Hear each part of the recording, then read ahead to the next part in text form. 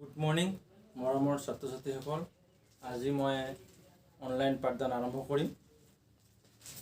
Class 6 এছামিছ medium subject অংকুৰণ পাঠ নং 6। পাঠ নং 6ৰ পাঠটোৰ নাম হ'ল মিত্ৰা মিত্ৰ।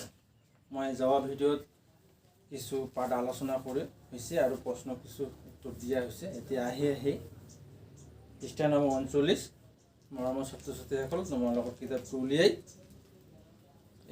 চাব। মহামন্ত্ৰী মনোযোগেৰে শুনিব।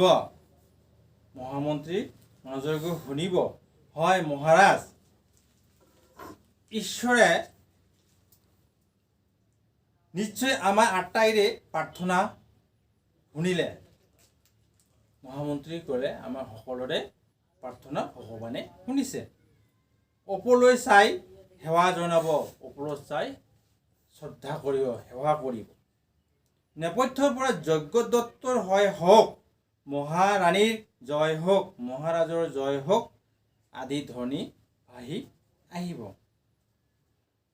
মহাৰাজ বেকুলতাৰে ভাল খবৰ জনোৱাৰ দ্বাৰ পালজনক মই কি পুৰস্কাৰে পুৰস্কৃত কৰিম? মহামন্ত্ৰী মহাৰাজ, আপুনি মহাযজ্ঞ নামৰ বন্দীজনৰ কথাও ভাবক। এই মহামন্ত্ৰী কৈছে মহাযজ্ঞৰ বন্দীজনৰ কথাও ভাবক।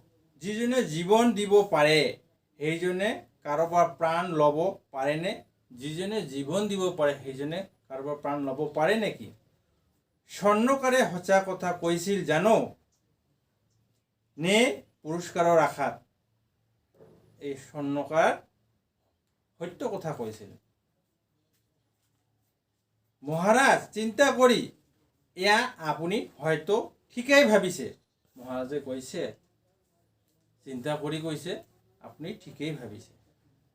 আৰ কাপড়ৰ পৰে। এতিয়া দৃশ্য হ'ব 2 নম্বৰ। ইয়াত দিয়া আছে চাব, দৃশ্য হৈছে 2। মহাৰাজৰ কক্ষত মহাৰাজ, মহামন্ত্ৰী আৰু মহাযজ্ঞই আনন্দ মনে কথা পাতি আছে। সন্মুখত সুস্বাদু খাদ্য। মহাৰাজ কক্ষত মানে শ্ৰেণীত মহাৰাজে মহামন্ত্ৰী যজ্ঞ আনন্দ মনে কথা পাতি আছে। আৰু সন্মুখত কি আছিল? সুস্বাদু খাদ্য, মানে খুব টেষ্টি খাদ্য আছিল। মহাৰাজ আহাৰ গ্ৰহণ কৰক। যজ্ঞদত্ত। মহাৰাজ আহাৰ গ্ৰহণ কৰক। যজ্ঞদত্ত। মহাৰাজে কৈছে যে আহক, আহাৰ গ্ৰহণ কৰক বা খাওক। যজ্ঞদত্ত হেমেকা হাঁহি মাৰি। মহাৰাজ যজ্ঞদত্ত কি কৰিছে? এটা হাঁহি মাৰি দিছে। মই হলো দৰিদ্ৰ ব্ৰাহ্মণ। কি কৈছিল? মই এজন দৰিদ্ৰ মানে দুখীয়া ব্ৰাহ্মণ। এনেবোৰ খাদ্য খোৱাৰ অভ্যাস মোৰ নাই।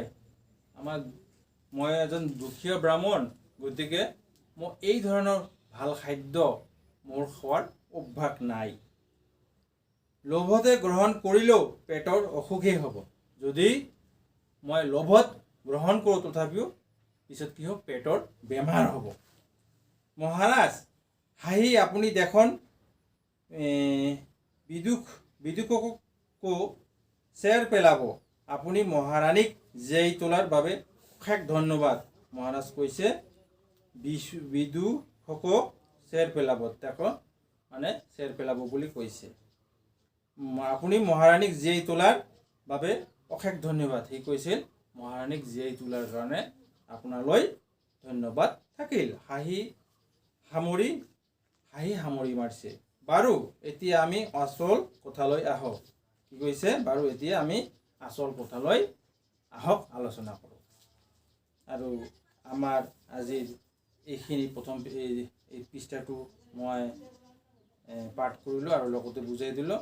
এতিয়া সেই পাঠৰ কিছুমান প্ৰশ্ন উত্তৰ আমি লিখি দিছোঁ। উত্তৰ দিয়া প্ৰশ্ন 2 নম্বৰ প্ৰশ্ন। ক যজ্ঞদত্তই উদ্ধাৰ কৰা মানুহজনৰ বৃত্তি কি? উত্তৰ হ'ব যজ্ঞদত্তই উদ্ধাৰ কৰা মানুহজনৰ বৃত্তি হ'ল স্বৰ্ণকাৰ। এই যজ্ঞদত্তৰ বৃত্তি মানে পেশা কি হ'ল? স্বৰ্ণকাৰ মানে সোণাৰী। খ নম্বৰ প্ৰশ্ন, সৰ্পই কাৰ শৰীৰত বিষপান কৰিছিল? সৰ্প মানে সাপ, কাৰ শৰীৰত বিষপান কৰিছিল? উত্তৰ হ'ব সৰ্পই মহাৰাণীৰ বিষপান কৰিছিল। মহাৰাণীৰ শৰীৰত বিষপান কৰিছিল। এতিয়া গ নম্বৰ প্ৰশ্নটো হৈছে, বাঘে যজ্ঞদত্তক দিয়া অলংকাৰখিনি কাৰ আছিল? এই বাঘে যজ্ঞদত্তক অলংকাৰখিনি কাৰ আছিল? উত্তৰ, বাঘে যজ্ঞদত্তক দিয়া অলংকাৰখিনি ৰাজকোঁৱৰৰ আছিল। এইটো ৰাজকোঁৱৰৰ অলংকাৰখিনি আছিল। মৰমৰ ছাত্ৰ ছাত্ৰীসকল, তোমালোকে সেই প্ৰশ্ন উত্তৰ কেইটা ভিডিঅ'টো চাই খাতাত লিখিব আৰু ঘৰতে সেইবিলাক মুখস্থ কৰিব। আজিৰ আমাৰ অনলাইন পাঠদান ইমানতেই সামৰণি মাৰিছোঁ।